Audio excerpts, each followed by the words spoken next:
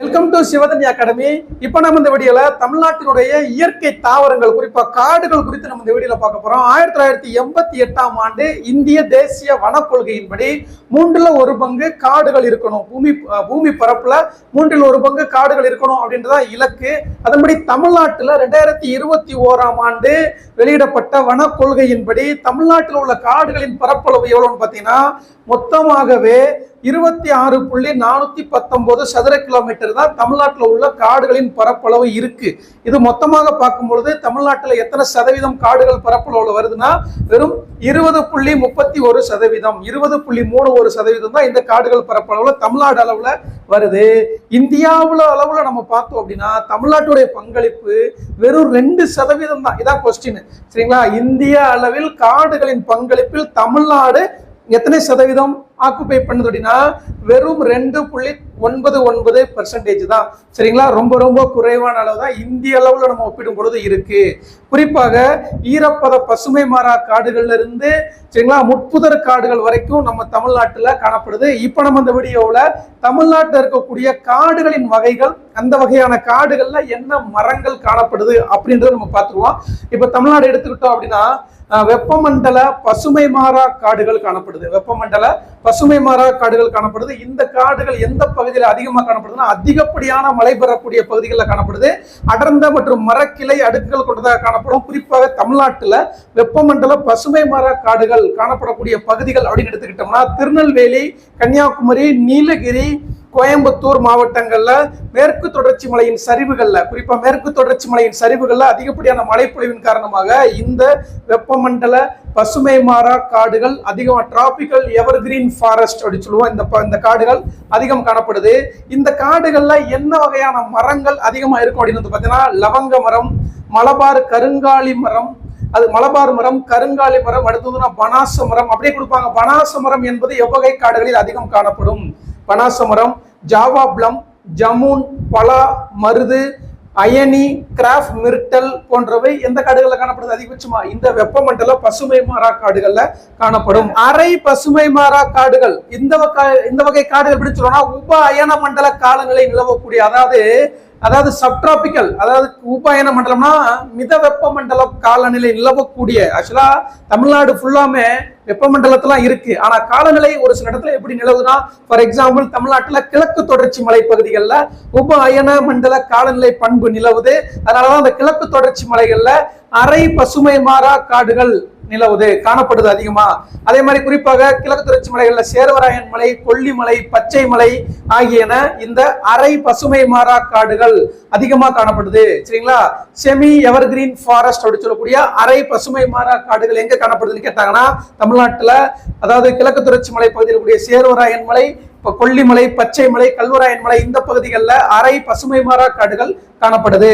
அதுக்கடுத்து வந்து பாத்தீங்கன்னா இங்க குறிப்பா வந்து பாத்தீங்கன்னா இந்த கொல்லிமலை, சேர்வராயன் மலை பகுதிகளில் என்ன மரங்கள் அதிகமா விளையும் அப்படின்னா மகாகனி, குரங்கு தேக்கு, சரிங்களா? இந்தியன் மகாகனி, குரங்கு தேக்கு, உள்ளி, காசியா, பலா மற்றும் மாமரங்கள் இந்த சேர்வராயன் மலை, கொல்லிமலை, பச்சை மலை பகுதிகளில் உப அயன மண்டல காலநிலை தமிழ்நாட்டில் நிலவக்கூடிய பகுதிகளான கிழக்கு தொடர்ச்சி மலைகள்ல இந்த வகையான காடுகள் காணப்படுது. அடுத்த நம்ம பார்க்கக்கூடியது மித வெப்ப மண்டல மலை காடுகள். இந்த வகையான காடுகள் எங்கெங்க காணப்படுதுன்னு பார்த்தோம் அப்படின்னா ஆனைமலை, மேற்கு தொடர்ச்சி மலை இருக்கக்கூடிய ஆனைமலை, நீலகிரி மற்றும் பழனி மலைகள்ல சுமார் 1000 மீட்டர் உயரத்துக்கு மேல இந்த வகையான மிதவெப்ப மண்டல மலை காடுகள் அதிகம் காணப்படுது. இங்க என்னென்ன மரங்கள் காணப்படும் அப்படின்னா குறிப்பாக இந்த வகை காடுகள் ரொம்ப ரொம்ப முக்கியம். சோலை காடுகள் அப்படின்னு சொல்லுவாங்க, சரிங்களா? சோலை காடுகள், சோலாஸ் அப்படின்னு சொல்லக்கூடிய காடுகள் எங்க இருக்கும்? 1000 மீட்டர் உயரத்துக்கு மேல தமிழ்நாட்டுல ஆனைமலை, நீலகிரி மலை, பழனிமலை இந்த பகுதிகளில் வளரக்கூடிய அந்த மரங்களுக்கு பேர் தான் மிதவெப்ப மண்டல மலைக்காடுகள். இந்த மிதவெப்ப மண்டல மலைக்காடுகள் எவ்வாறு அழைக்கப்படுகிறது? சோலாஸ் அப்படின்னு சொல்லக்கூடிய சோலை காடுகள் எனவும் அழைக்கப்படுது. இது ரொம்ப முக்கியம். இவ்வகை காடுகளில் உள்ள மரங்கள் பொதுவாக குறைந்த உயரத்துடனும், அப்ப கேட்பாங்க எவ்வகை காடுகளில் உள்ள மரங்கள் பொதுவாக குறைந்த உயரத்துடனும் பசுமையாகவும் காணப்படுகிறது. இப்ப இப்படி ஏரியால தான் போலீஸ் எக்ஸாம், எஸ்ஐக்கு சரி, டிஎன்பிஎஸ்சிக்கு சரி கேட்க ஆரம்பிச்சிட்டாங்க. இந்த மாதிரியான கான்செப்ட்லாம் ஸ்கிப் பண்ணிட்டு போயிருவாங்க. அப்படின்றனால முக்கியமான இப்ப எங்க அதிக மழை பெய்யும், எங்க குறைவான மழை பெய்யும் அப்படிதான் படிக்கிறாங்கன்னு சொல்லிட்டு இப்ப கேள்விகள் ஃபுல்லாமே இந்த மாதிரி ஏரியால இருந்தா கூற்று காரணம் அப்படின்னு கேட்க ஆரம்பிச்சிட்டாங்க. அதனாலதான் இந்த ஏரியாவை நம்ம டீப்பாவே நம்ம பாக்குறோம். போற போக்குல சும்மா அவ்வளவுதான் நடிச்சுட்டு போல டீப்பாவே நம்ம பாக்குறோம்.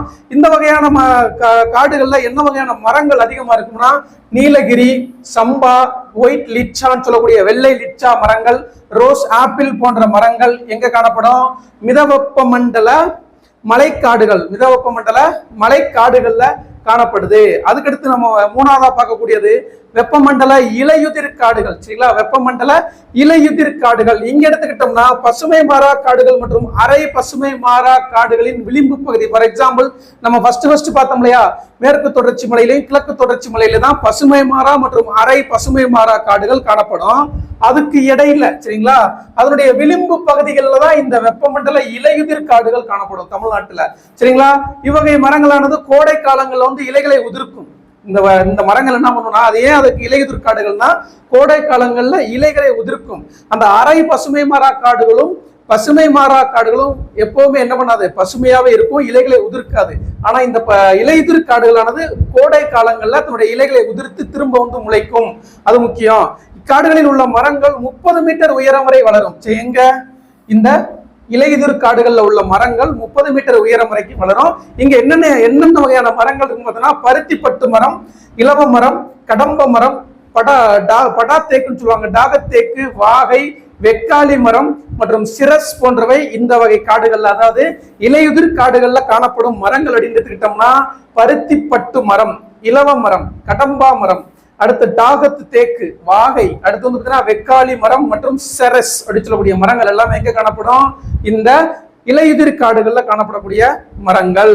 அடுத்து மூங்கில்களும் இக்காடுகளில் காணப்படும். இந்த குறிப்பா கேட்பாங்க, மூங்கில்கள் எந்த காடுகள்ல காணப்படுது அப்படின்னா இலையுதிர் காடுகள்ல தான் மூங்கில் மரமும் காணப்படுது. இக்காடுகளில் காணப்படும் சில மர வகைகள் பொருளாதார முக்கியத்துவம் வாய்ந்தவை. அப்ப எவ்வகை காடுகளில் காணப்படும் மரங்கள் பொருளாதார, அது கூட எல்லா காடுகளிலுமே பொருளாதார முக்கியத்துவம் அந்த மரங்கள் தான். அது நம்ம கொஸ்டின் கேட்க மாட்டாங்க. பட் என்னென்ன மரங்கள்னு பார்த்து வச்சுக்கணும். இப்ப நம்ம பார்க்கக்கூடியதுதான் ரொம்ப ரொம்ப ஒரு முக்கியமான தலைப்பு, மாங்க்ரோவ் காடுகள். அதாவது ஆறுகள் கடல்ல கலக்கிற இடத்துல ஈரப்பதமான இடத்துல உருவாகக்கூடிய அந்த காடுகளுக்கு பேர் தான் மாங்க்ரோவ் காடுகள் அல்லது சதுப்பு நில காடுகள் அப்படின்னு சொல்லுவோம்.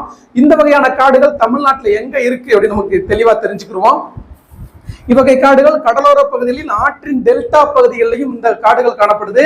தீவுகளின் கடற்கரை பகுதிகளில் இந்த வகையான காடுகள் காணப்படுது. அதே மாதிரி ஆற்றினுடைய முகத்துவாரம், இந்த காடுகளுக்கு பேர் தான் மாங்க்ரோவ் ஃபாரஸ்ட்.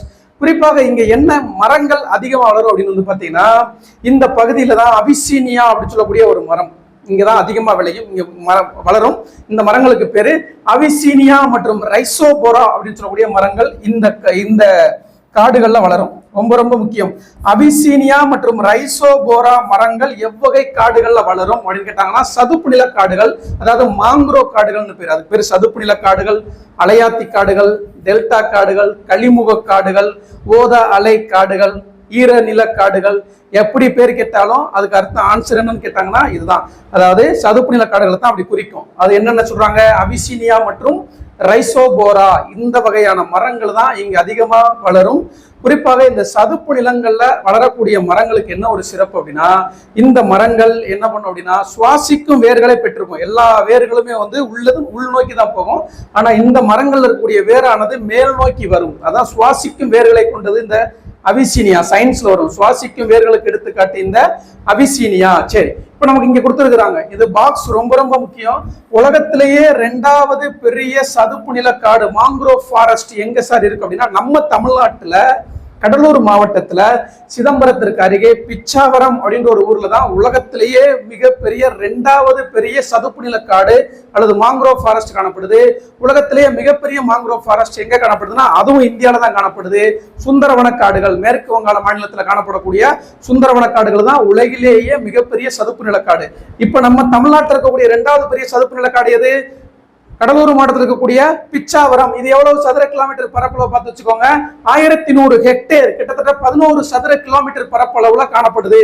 இதை தவிர்த்து தமிழ்நாட்டில் காணப்படக்கூடிய சதுப்பு நில காடுகள் மாங்க்ரோவ் காடுகள் முக்கியமா பார்த்தோம்னா திருவாரூர் மாவட்டத்தில் காணப்படக்கூடிய முத்துப்பேட்டை அது ஒரு சதுப்பு நில காடுகளுக்கு எடுத்துக்காட்டு.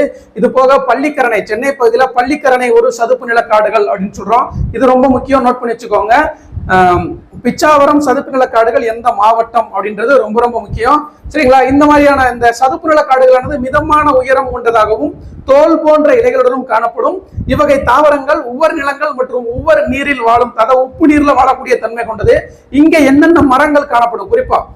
சரிங்களா, ஆசியன் மேங்க்ரோ, ஒயிட் மாங்க்ரோ, காட்டு மல்லி அப்படியே கேட்பாங்க. காட்டு மல்லி என்பது எந்த வகை காடுகள்ல வளரும்? நம்ம என்ன யோசிக்கவே மாட்டோம். காட்டு மல்லி அப்படின்னால என்ன நினைப்போம் அப்படின்னா பசுமை மர வெப்பமண்டல காடுகள், சதுப்பு நில காடுகள் நினைச்சுக்கிட்டு இருப்போம்.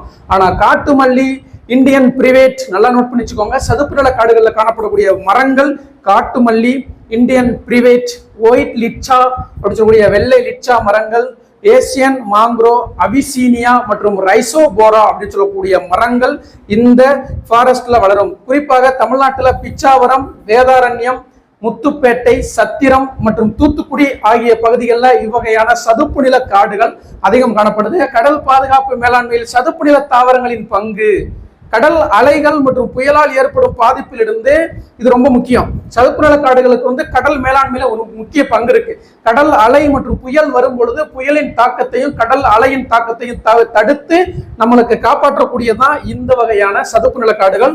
குறிப்பாக பவளப்பாறைகளையும் கடலோர புல்வெளிகளையும் மணல் படிவுகளையும் மூழ்கடிக்காமல் பாதுகாக்குது. ரொம்ப ரொம்ப முக்கியம். இந்த வகை காடுகள் தான் பவளப்பாறைகள், கடலோர புல்வெளிகளையும் கடலுக்குள்ள இருக்கக்கூடிய புல்வெளிகளையும் மூழ்கடிக்காம பாதுகாக்குது. வெப்பமண்டல முட்புதர் காடுகள். இந்த வெப்பமண்டல முட்புதர் காடுகள் எங்க அதிகமா காணப்படுது அப்படின்னு பாத்தீங்கன்னா தமிழ்நாட்டுல மிக குறைவான மழை பொழிவு பெறக்கூடிய பகுதிகள் தான் இந்த வெப்பமண்டல முட்புதர் காடுகள் அதிகமா காணப்படுது.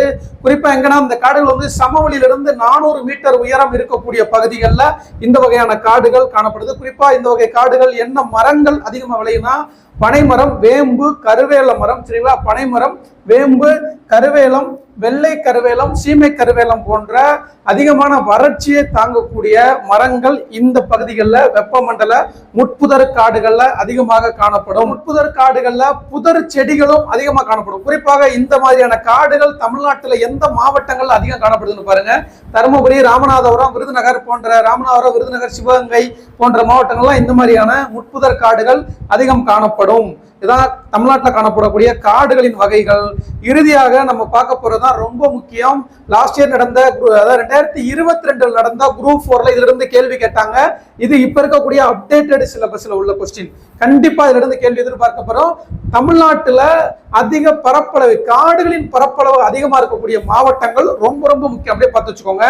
ஈரோடு மாவட்டம் தான் முதலிடத்துல இருக்கு. தமிழ்நாட்டுல அதிக காடுகளை கொண்ட பரப்பளவு கொண்ட மாவட்டங்கள்ல முதலிடத்தில் இருக்கக்கூடிய மாவட்டம் ஈரோடு. 2295 சதுர கிலோமீட்டர் பரப்பளவுல தமிழ்நாட்டுல முதலிடம் வகிக்குது. அடுத்து பாத்தீங்கன்னா கோயம்புத்தூர் எடுத்துக்கிட்டோம்னா 1985 சதுர கிலோமீட்டருடைய 2வது இடத்துல இருக்கு. திண்டுக்கல் மாவட்டம் எடுத்துக்கிட்டோம்னா 3வது இடத்துல 1877 சதுர கிலோமீட்டர். வேலூர் மாவட்டம் 1824 சதுர கிலோமீட்டர், இது 4வது இடத்துல இருக்கு. நீலகிரி மாவட்டம் 1731 சதுர கிலோமீட்டர் 5வது இடத்துல இருக்கு. தருமபுரி மாவட்டம் 1702 சதுர கிலோமீட்டர் பரப்பளவோட 6ஆம் இடத்துல இருக்கு. இதுதான் தமிழ்நாட்டில் காடுகளின் பரப்பளவு அதிகம் கொண்ட மாவட்டங்கள். லாஸ்ட் 2019 எடிஷன் புக்ல படிச்சிருந்தீங்கன்னா தருமபுரி தான் ஃபர்ஸ்ட் இருக்கும். அது தப்பு. சரிங்களா? அதை மாத்திக்கோங்க. இதனால இதான் இப்ப இருக்கக்கூடிய அப்டேட். சரிங்களா? அப்டேட்டட்ல ஃபர்ஸ்ட் அதிக காடுகளை கொண்ட தமிழக மாவட்டம் எந்த ஊரு? ஈரோடு மாவட்டம். சரிங்களா? அடுத்த ஒரு வீடியோவில் தொடர்ச்சியாக இது போன்ற பல நல்ல தகவலோட சந்திப்போம். நீங்க நம்முடைய சேனலுக்கு ஃபர்ஸ்டா வந்திருக்கிறீங்கன்னா மறக்காம சப்ஸ்கிரைப் பண்ணிட்டு ஃபாலோ பண்ணிக்கோங்க. மீண்டும் ஒரு வீடியோவில் சந்திப்போம். நன்றி, வணக்கம்.